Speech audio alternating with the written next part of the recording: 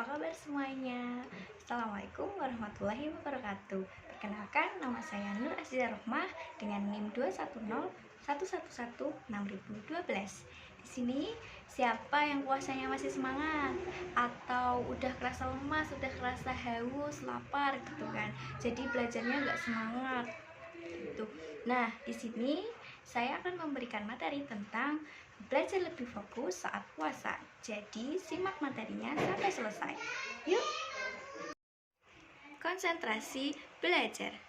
Belajar adalah suatu aktivitas yang dilakukan seseorang dengan sengaja dalam keadaan sadar untuk memperoleh suatu konsep, pemahaman, atau pengetahuan baru sehingga memungkinkan terjadinya perubahan perilaku yang relatif tetap baik dalam berpikir, merasa, maupun dalam bertindak yang ada pada diri seseorang. Konsentrasi belajar adalah memusatkan perhatian dan pikiran hanya pada suatu pembelajaran. Oleh karena itu, perolehan hasil belajar akan lebih baik jika belajar dilakukan dengan konsentrasi yang memadai. Nah, selanjutnya pengertian puasa. Di sini kalian sudah paham nggak sih apa itu puasa? Menurut bahasa, puasa berarti menahan diri. Menurut syariah, ialah menahan diri dari segala sesuatu yang membatalkan dari mulai terbit fajar hingga terbenam matahari, karena perintah Allah semata-mata serta disertai niat dan syarat-syarat tertentu. Nah, jadi puasa itu adalah menahan apapun yang ada dalam diri kita mulai terbit fajar hingga terbenam matahari. Manfaat yang jauh lebih baik bagi tubuh, termasuk pada perkembangan otak. Ketika puasa, terdapat perubahan pola makan yang awalnya 3 kali sehari menjadi 2 kali sehari saat sahur dan berbuka. Perlu diketahui bahwa dengan puasa atau penundaan asupan kalori sangat baik untuk perkembangan otak. Banyak penelitian menyebutkan bahwa saat menjalankan ibadah puasa, sel-sel otak melakukan regenerasi serta membentuk struktur baru. Penelitian ini pernah dilakukan psikiater Universitas Harvard. Hasilnya, saat puasa terjadi pembatasan dan pengaturan asupan kalori yang dapat meningkatkan kinerja otak. Nah, hasil penelitian tadi juga didukung oleh studi yang dilakukan Max Matson yang menunjukkan bahwa puasa dapat meningkatkan pertumbuhan neuron baru pada otak manusia. Fungsi neuron untuk struktural dan fungsional dari sistem saraf. Neuron memiliki kemampuan sebagai konduktivitas atau pengantar dan kemampuan eksitabilitas dapat dirangsang, serta kemampuan merespon. Neuron dibagi menjadi 3 macam berdasarkan fungsi dan strukturnya.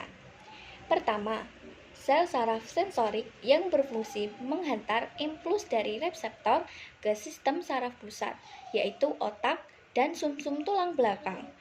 Ujung akson dari saraf sensorik berhubungan dengan saraf asosiasi. Yang kedua, sel saraf motorik yang berfungsi mengirim impuls dari sistem saraf pusat ke otak atau kelenjar yang hasilnya berupa tanggapan tubuh terhadap rangsangan. Badan sel saraf motor berada di sistem saraf pusat. Dendritnya yang panjang berhubungan dengan akson saraf asosiasi, sedangkan aksonnya dapat sangat panjang. Ketiga, sel saraf intermediate atau sel saraf konektor yang berfungsi menghubungkan sel saraf motor dengan sel saraf sensori atau berhubungan dengan sel saraf lainnya yang ada di dalam sistem saraf pusat.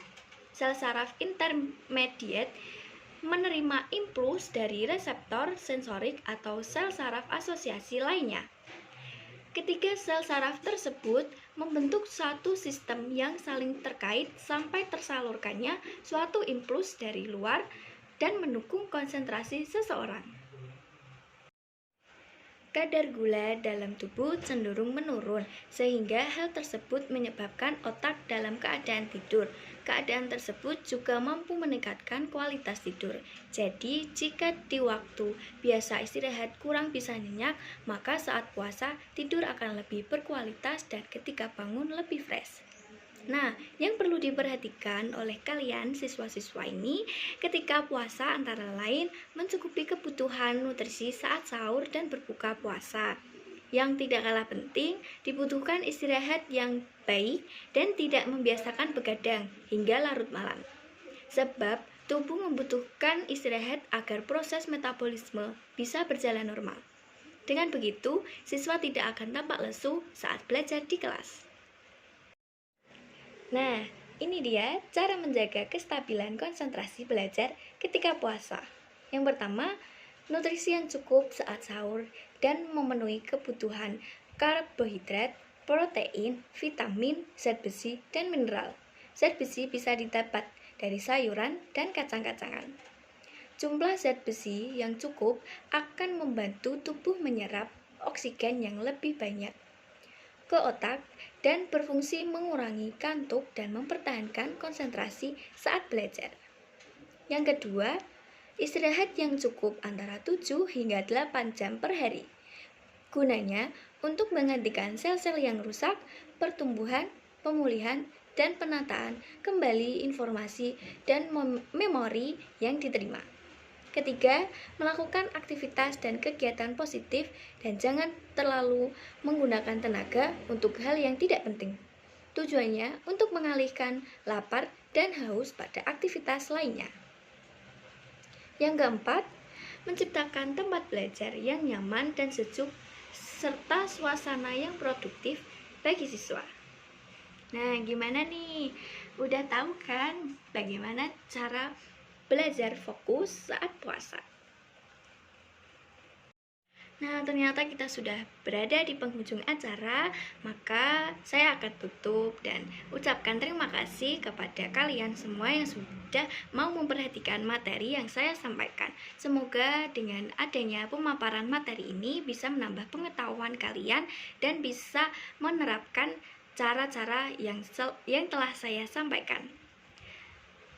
Saya tutup dulu. Terima kasih. Wassalamualaikum warahmatullahi wabarakatuh. Sampai jumpa.